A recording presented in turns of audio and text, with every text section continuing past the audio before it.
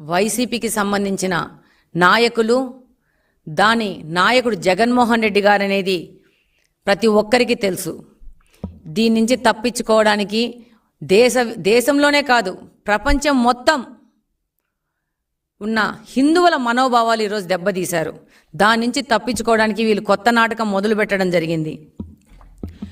ఈరోజు స్వామివారి లడ్డూను ఈరోజు ఈ డేట్కు చూస్తే పాత పోయిన వాళ్ళకి, పాత లడ్డుగా ప్రసాదంగా తీసుకున్న వాళ్ళకి, ఈరోజు లడ్డు ప్రసాదంగా తీసుకున్న వాళ్ళకి ప్రత్యేకంగా ఎంత తేడా ఉందో అర్థమైపోతుంది. ప్రతి ఒక్కరు ఇదే మాట్లాడుకుంటున్నారు. ప్రపంచవ్యాప్తంగా తిరుపతి తిరుమల దేవస్థానం యొక్క లడ్డూకు ఎంతో విశిష్టత ఉంది. ప్రతి ఒక్కరూ తిరుపతి లడ్డూ కోసం ఎదురు చూసే పరిస్థితుల నుంచి తిరుపతి లడ్డు మనం తిన్నామా ఈ 5 సంవత్సరాల్లోనే బాధపడే స్థితికి ఈ వైసీపీ ప్రభుత్వము మన తిరుపతి తిరుమల దేవస్థానాన్ని తీసుకొని వచ్చింది. రివర్స్ టెండరింగ్ అనే ప్రక్రియ అధికారంలో రాగానే మొదలుపెట్టి, అది పోలవరం ప్రాజెక్టుతో మొదలుపెట్టి రివర్స్ టెండరింగ్ అని చెప్పేసి కమిషన్లు కకృతిపడి దాన్ని ఆ రివర్స్ టెండరింగ్ని టీడీటీకి కూడా, తిరుపతి తిరుమల దేవస్థానానికి కూడా అంటించి ఆ రివర్స్ టెండరింగ్లోనే కమిషన్ల కక్కుర్తిపడి ఈ విధంగా కల్తీలు చేయడం అనేది చాలా బాధాకరమైన విషయము. ప్రతి ఒక్క హిందువు, ప్రతి ఒక్క భక్తుడు, తిరుపతి తిరుమల దేవస్థానికైనా ప్రతి ఒక్క భక్తుడి మనోభావాలను దెబ్బతీశారు. ఈరోజు ఆ పార్టీలోని పెద్ద మనుషులు, పెద్ద పెద్ద హోదాలో ఉన్నవాళ్ళు, స్పీకర్ హోదాలో ఉన్నవాళ్ళు ఆ రోజు వాళ్ళకి ప్రభుత్వ యొక్క న్యాయపరమైన సలహాలు ఇచ్చేవాళ్ళు మాట్లాడుతున్నారంటే ప్రతి ఒక్కరు ఆలోచించాలా. ఎంత అధ్వానంగా మాట్లాడుతున్నారంటే ఇక మనము ఇక్కడ మాట్లాడుకోనికి కూడా మనకు సిగ్గేసే విధంగా మాట్లాడుకుంటున్నారు. వీళ్ళే కల్తీ చేశారు, మళ్ళీ వీళ్ళే వెళ్ళి గాంధీ బొమ్మ చుట్టూ, విగ్రహం చుట్టూ నల్ల చొక్కాలు వేసుకొని తిరగడం అనేది అసలు ఏమి మాట్లాడాలో అర్థం కావట్లేదు. ఈ జగన్మోహన్ రెడ్డి గారు తన సిబిఐ కేసుల మీద మాత్రము విచారణ కోర్టుకు వెళ్ళడు, కానీ ఈ యొక్క లడ్డు వ్యవహారంలో సిబిఐ విచారణ కావాలా అని నేను అడుగుతున్నాను. అలాగనే టీటీడీ అంటే పవిత్రతకు పేరు. అలాంటి పవిత్ర సంస్థ పాలక మండలిలో సభ్యులుగా ఎలాంటి వాళ్ళని నియమించారు వీళ్ళ హయాంలో? లిక్కర్ స్కామ్లో నిందితులైన వ్యక్తులని, హత్య కేసులో నిందితులైన వ్యక్తుల్ని ఇక్కడ పాలక మండలిలో సభ్యులుగా నియమించిన వ్యక్తులు ఎవరంటే ఈ జగన్మోహన్ రెడ్డి గారు. ఇలాంటి వ్యక్తులు పాలక మండలిలో చేరితే ఇలాంటి పనులు చేయకుండా ఎలాంటి పనులు చేస్తారు? ఎటువంటి విచారణకైనా సిద్ధమని చెప్తూ రెండో వైపు ఏ విధమైన విచారణ జరగకూడదని కోర్టుకు వెళ్తున్నారు జగన్మోహన్ రెడ్డి అండ్ గ్యాంగ్. ఒకవైపు విజిలెన్స్ విచారణ జరుగుతుంటే మరోవైపు వీళ్ళు కోర్టు ఎక్కుతున్నారు. అలాగనే సిట్ విచారణ ఆదేశిస్తే దాని మించి కూడా విమర్శలు చేస్తూ ఉన్నారు. ఒక్కసారి ప్రజలందరూ ఆలోచించుకోవాలి. ఇలాంటి వ్యక్తులను గత 5 సంవత్సరాలు మనము అధికారంలో నిలబెట్టిందనేది ప్రజలు ఆలోచించుకుంటున్నారు.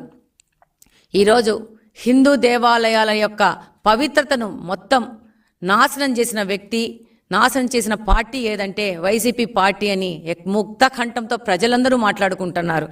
ఏ యొక్క మతానికి ఇంత అగౌరవము, ఇంత అభద్రత ఏ పార్టీని, ఏ రాజకీయ పార్టీ ఇంతవరకు కలగజేయలేదు. ఈ యొక్క 5 సంవత్సరాల్లో ఈ వైసీపీ పార్టీ ఈ యొక్క టీటీడీ బోర్డును కానీ, టీటీడీ పవిత్రతను కానీ దిగజారు చేసింది.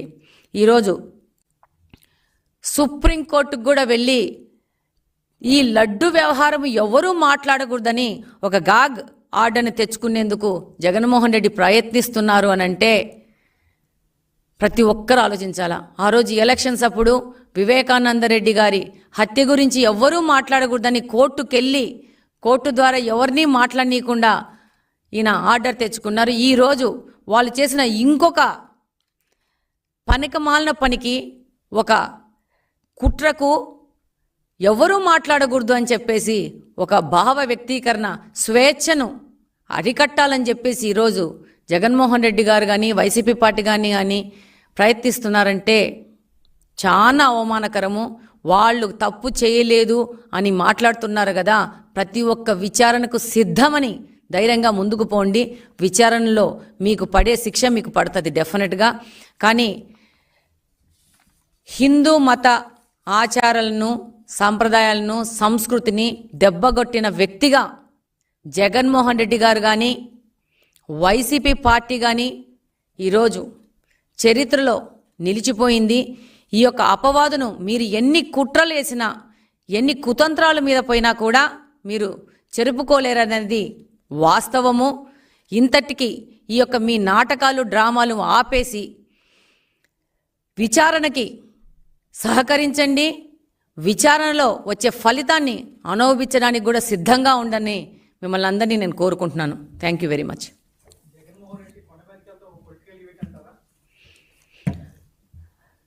డెఫినెట్గా జగన్మోహన్ రెడ్డి గారు ఈరోజు 11 సీట్లతో గెలిచి ఆయన చేయడానికి పని ఏమీ లేక ఆయన తన మీద ఉన్న ఈ యొక్క ఆరోపణలను ఎదుర్కోలేక ఇలాంటి ఒక నాటకాలకు మొదలు పెట్టారు.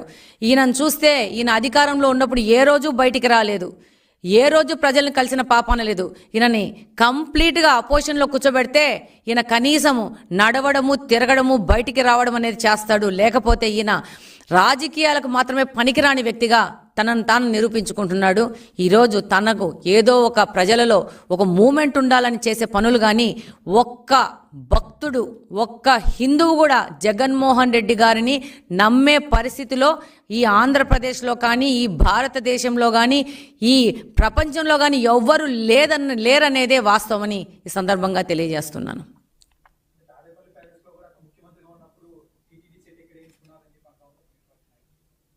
డెఫినెట్గా మనం అందరం చూసినాం సోషల్ మీడియాలో ఎంతో డబ్బు ఖర్చు పెట్టేసి మనము పన్నుల రూపంలో ఇచ్చిన డబ్బులని వాళ్ళ యొక్క ఆనందాలకి దుర్వినియోగం చేసిన వ్యక్తి ఒక ముఖ్యమంత్రి ఎవరంటే జగన్మోహన్ రెడ్డి గారు.